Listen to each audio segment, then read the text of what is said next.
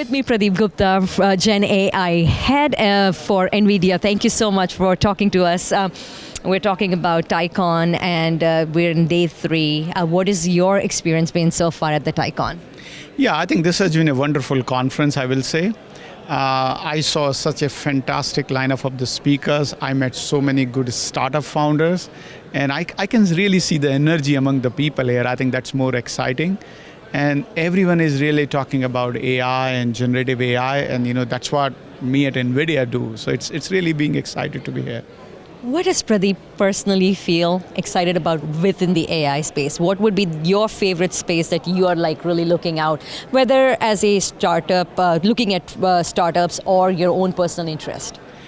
Okay, so the way we think about, or I will say I think about AI is it's going to transform every part of our life, right? Whether we imagine or not. Just imagine with the ChatGPT came in, I'm pretty sure even my mom can go and ask ChatGPT a lot of questions. So just imagine now this AI is really helping not only the people who really knows the technology, but the people who has no clue about what this technology can do. And that's what really excites me. That brings us to the fact about India, right? And the native and the diversity and the vernacular aspect of it, the ethnic piece of the languages you spoke about your mother or my mother in different languages, right? The fact that AI and the large language models are making such big strides in diversity, is that one of the most promising things you see? Yeah, I think the wonderful part about AI is that, it's really what your data is, right? And the data is think of when you're talking about India, which has 22 languages, and there are so many dialects of that. Just imagine now and you have your own culture. What large language models can do can really capture your culture, your data, your language in a model, and that you can go and use for many applications.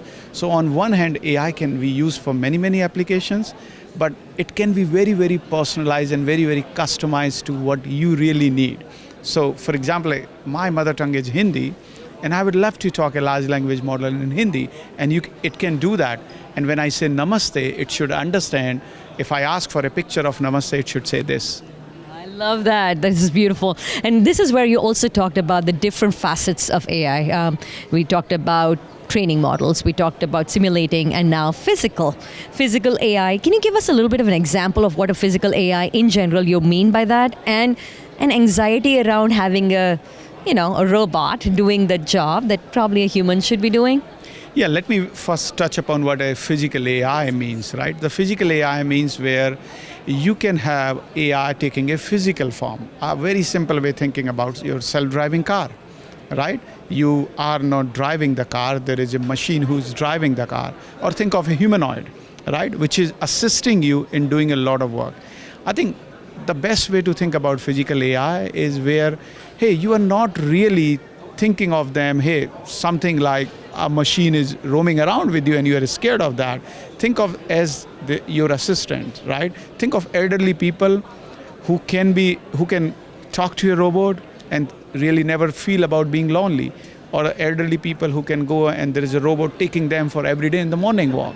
There's a lot of things which you can do, all a lot of dangerous conditions in the manufacturing facilities where there is human life at the risk every day. And now imagine if you can have this physical AI, this robotics can come and help such kind of the scenario. I think that will create a very last positive impact on humanity. You bring a very good point. There's so many wicked problems to solve here, like senior aging or elder care, falls that costs lives, or women who are multitasking in so many different areas, men, everyone.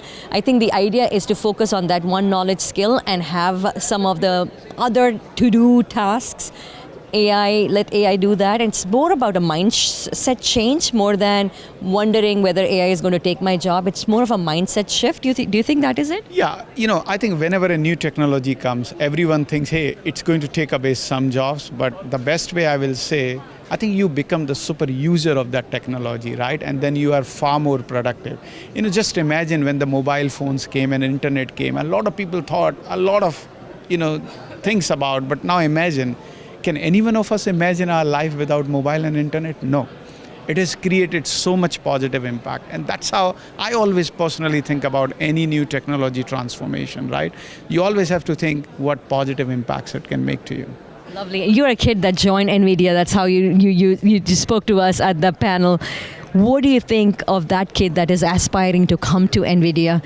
Are you still looking for that coding experience? Are you still looking at those basics that is required, which AI can totally do it?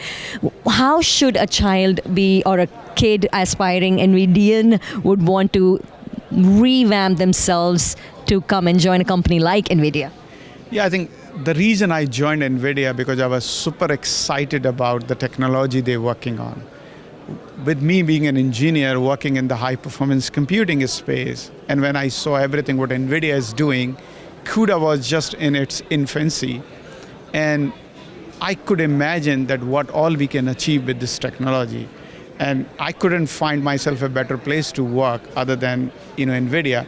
More interestingly, after spending so many years, I find that challenges even every day, right? Every day I'm learning there. Every day we are really pushing the envelope of the technology. And that's what really driving me, even like be NVIDIA. I cannot imagine my life without NVIDIA, right? Lovely. So it continues to be a startup company for you all the time. Thank you so much, Pradeep, for talking to us. Really appreciate it.